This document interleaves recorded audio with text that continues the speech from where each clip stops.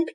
In these parts, I will explain question 1a, which is express the sale data for each branch in matrix form.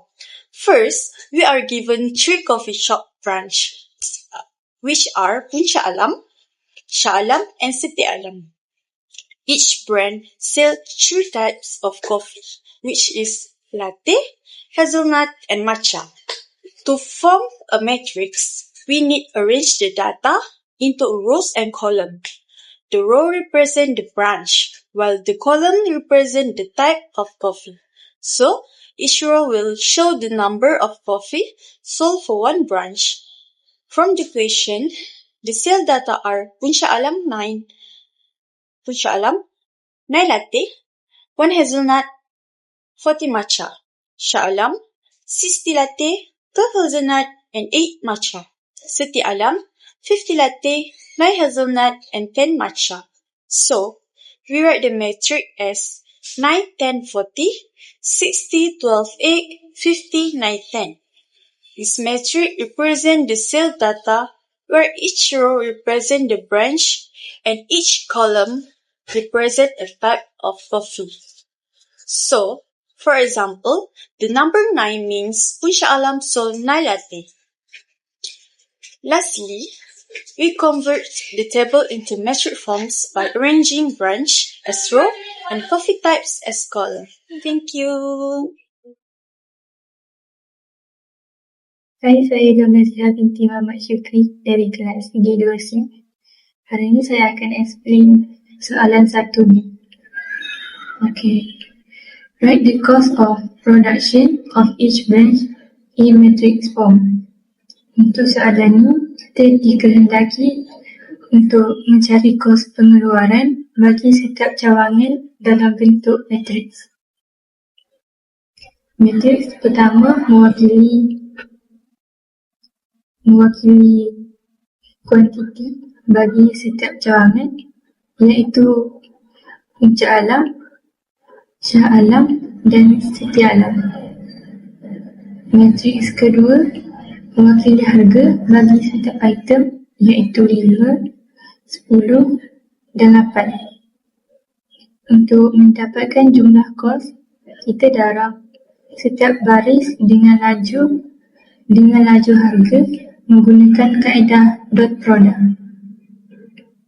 Bagi Puncak Alam, kita kira 9 darab 5 tambah 10 darab 10 tambah 14 darab 8 akan dapat 45 tambah 100 tambah 115. Hasilnya akan dapat 257. Dengan kaedah yang sama, Shah Alam ialah 264, Siti Alam ialah 245. Jadi jawapan akhir dalam bentuk matriks ialah matriks 3 darab 1 yang menunjukkan jumlah kos bagi setiap cawangan. State the order of range and price matrix. Untuk soalan ini, kita perlu nyatakan order untuk matriks cawangan dan order untuk matriks harga. Matriks cawangan mempunyai 3 baris dan 3 laju. Manakala matriks harga mempunyai 3 baris dan 1 laju. Jadi order untuk matriks cawangan ialah 3 darab 3 dan order untuk matriks harga ialah 3 darab 1. First, let's calculate the profit per unit for each type of coffee. For a latte, the selling price is RM10 minus the RM5 cost, which give us RM5 profit. For hazelnut, the selling price is RM50 minus the RM10 cost, which also gives us RM5 profit. And for matcha, the selling price is RM12 minus the RM8 cost, gives us RM4 profit per unit. Now we can calculate the total profit for each brand by multiply the units sold by their profit volume. For the Puncak Alam brand, we take 9 units of latte times 5 ringgit, 10 units of hazelnut times 5 ringgit, and 40 units of matcha times 4 ringgit. They give us a total profit of 151 ringgit. Next, for the Shah Alam brand, we take 60 units of latte times 5 ringgit, 12 ringgit of hazelnut times 5 ringgit, and 8 units of matcha times 4 ringgit. The total profit here is 172 ringgit. Finally, for the Setia Alam brand, we take 50 units of latte times 5 ringgit, 9 units of hazelnut times 5 ringgit, and 10 units of matcha times 4 ringgit. The total profit comes to 160 ringgit. Magis want to increase sale. Which coffee shop brand should he promote more? Stage one reason. Okay. Shah Alam. Because it record the lowest total profit compared to the other brands. Soalan 1F.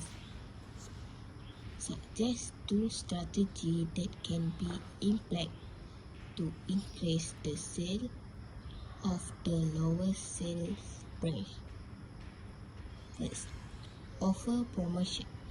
Discount like buy two, free one. Second, increase advantage of social media or campus promotion.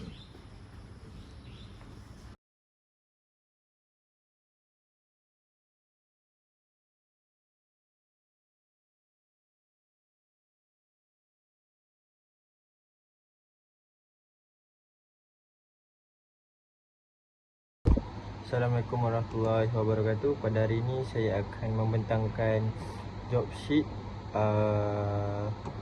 soalan 2A dan B. Pertama sekali kita perlu mengenal pasti bisnes yang dilakukan dan apa yang telah dijual, iaitu X ialah bagi bilangan latte, Y ialah bagi bilangan hazelnut dan Z bagi bilangan matcha. Kemudian kita ambil maklumat tentang jumlah minuman terjual sebanyak 60 cawan dan jumlah hasil jualan sebanyak RM510, iaitu latte dijual pada harga RM10, hazelnut pada RM9 dan matcha pada RM8. Seterusnya jumlah kos yang dikeluarkan iaitu sebanyak RM300. Pertama sekali kita perlu membuat satu equation iaitu X plus Y plus Z sama dengan 60. 10X tambah 9Y tambah 8Z sama dengan 510. Kemudian 5X tambah 4Y tambah 3Z sama dengan 300.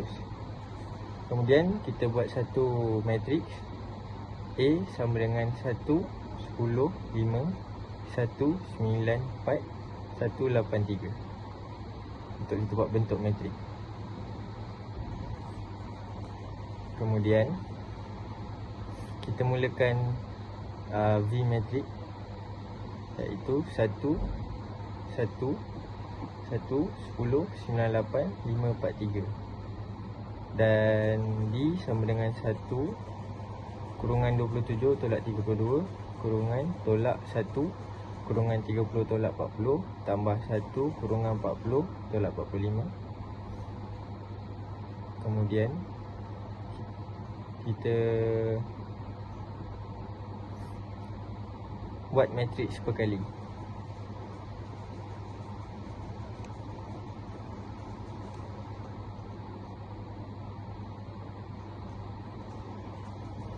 Dan jawapan akhir dia X sama dengan 2 unit, Y sama dengan 4 unit, Z sama dengan 5 unit.